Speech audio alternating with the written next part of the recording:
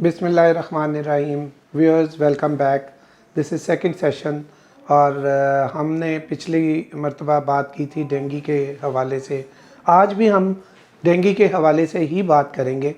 और इसमें पिछले सेशन में हमने एक जनरल बात की थी डेंगू के हवाले से कि हमें वो होता किस तरह है डेंगू और फैलता किस तरह है और उसमें मच्छर का क्या रोल है और उसमें हमें क्या करना चाहिए।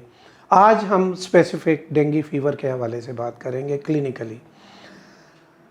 डेंगू के बुखार जब हो तो आम तौर पे ये चूँकि वायरस की वजह से होता है, तो जितने भी जनरली वायरल फीवर्स होते हैं वो बहुत हाई ग्रेड फीवर्स होते हैं, यानी कि वो 102, 103, 104 कई मरतबा 105 तक, 106 तक भी चले जाते हैं। ये फ़ीवर हाई ग्रेड होते हैं।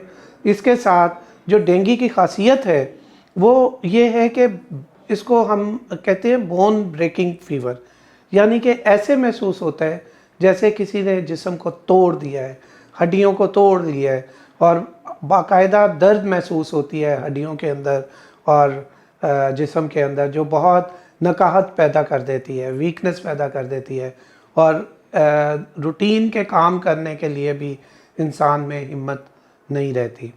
ये फ़ीवर का पार्ट है, इससे घबराएं नहीं। आपने इलाज करना है और इलाज से ये ठीक होगा। और वायरल फ़ीवर्स आम तौर पे अपना टाइम पूरा करते हैं। हमें सिर्फ इसमें यह एहतियात रखनी है कि ये डेंगू फ़ीवर कहीं डेंगू हेमरेजिक फ़ीवर ना बन जाए, कहीं डेंगू शॉक सिंड्रोम में ना चला जाए, कन्वर्ट हो जाए। डेंगू फ़ीवर में एक और चीज़ जो लाजमल मलजूम है वो जनरली प्लेटलेट्स, जो कि खून के अंदर एक ख़ास किस्म के खलिए हैं जिनका काम ब्लीडिंग रोकना है, वो उनकी कमी हो जाती है।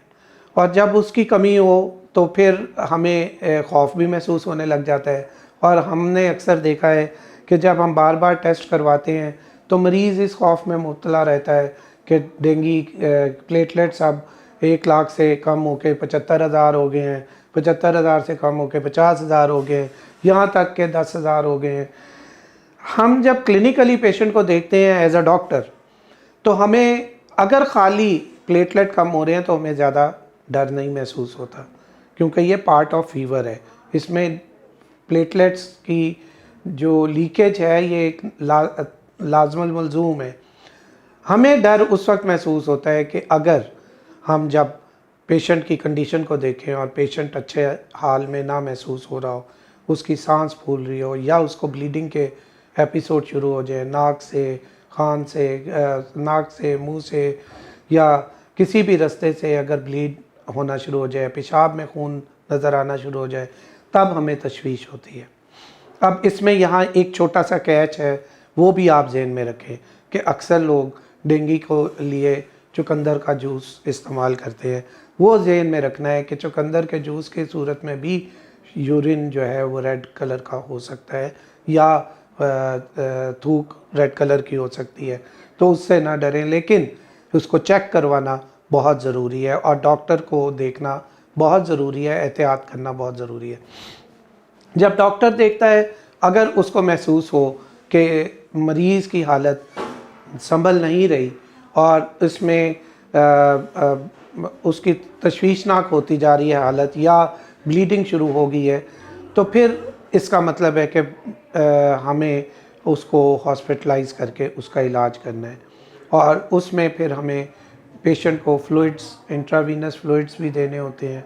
और अगर ज़्यादा मसला हो तो एक स्पेसिफ़िक फ्लूइड है जिसको हम डेक्स्ट्रॉन कहते हैं, डेक्स्ट्रॉन 40, वो दिया जाता है, लेकिन वो आप ख़ुद नहीं इस्तेमाल कर सकते और वो आम मिलता भी नहीं है। वो किसी कंसल्टेंट की प्रिस्क्रिप्शन पे ही अस्पताल में दिया जाता है, चाहे प्राइवेट अस्पताल हो चाहे वो सरकारी अस्पताल हो।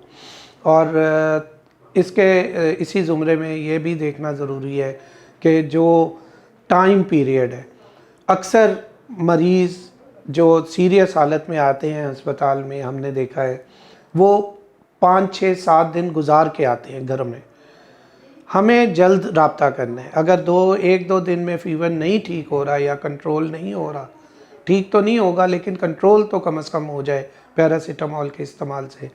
तो अगर नहीं हो रहा या हालत मरीज़ की नहीं ठीक हो रही तो फिर हमें फ़ौरन हस्पताल से रुजू कर लेना चाहिए, इसलिए कि हस्पताल में अगर हम लेट जाएंगे तो फिर उतनी ही रिकवरी लेट होने के चांसेस होते हैं और चांसेस भी कम होते जाते हैं और उसमें फिर डॉक्टर को दुश्वारी पेश आती है और अल्लाह ना करे अगर वो प्रॉपर ट्रीटमेंट ना हो पाए तो फिर उसकी पेशेंट की डेथ भी हो सकती है।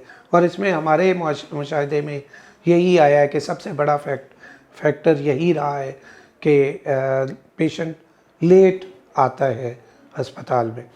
तो एक ये चीज़ ज़रूर मद्देनज़र रखें। दूसरा इसका पहलू है इलाज में हमारे पास बहुत ज़्यादा ऑप्शंस नहीं है। हम इसमें एंटीबायोटिक नहीं यूज़ करते क्योंकि वायरल फ़ीवर है और इसमें हम पैरासीटामोल का इस्तेमाल करते हैं और इसी चूँकि इन दिनों में बहुत ज़्यादा इस्तेमाल में आ जाती है तो इसकी शॉर्टेज भी देखने में आती है, लेकिन ज़रूरी नहीं कि एक ही नाम की दवाई इस्तेमाल की जाए, उसके मुतबादिल भी इस्तेमाल किए जा सकते हैं और मुतबादिल कई नामों से वो अवेलेबल है। इसके अलावा हमें इलाज में डॉक्टर की हेल्प लेनी चाहिए क्योंकि इंट्रावीनस फ्लूइड्स देने होते हैं और वो कैलकुलेटेड देने होते हैं।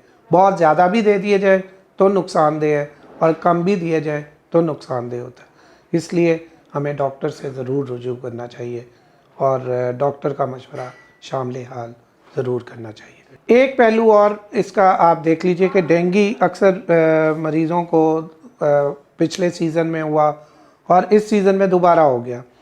तो जो एक जनरलाइजेशन है वो तो ये है कि एक दफ़ा जब फ़ीवर हो जाए तो इम्यूनिटी इंसान की हो जाती है।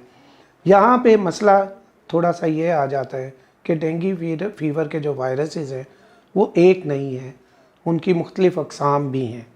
तो ज़्यादा चांसेस यही होता है कि इस दफ़ा जो सेकंड टाइम जो डेंगू फ़ीवर हुआ है वो किसी और अक़साम की वजह से हुआ है और DNV1, DN2, DNV3, DNV4 और अब 6 तक भी काउंट किया जा रहा है वायरसेस दरियाफ्त हो चुके हैं। और जो उसकी वैक्सीन है वो भी तैयारी के मराहिल में है, तैयार हो चुकी है, उसके ट्रायल्स हो रहे हैं, अब उसके फ़ाइनल ट्रायल्स हो रहे हैं और उम्मीद है कि इसकी वैक्सीन भी जल्द मार्केट में अवेलेबल हो जाएगी।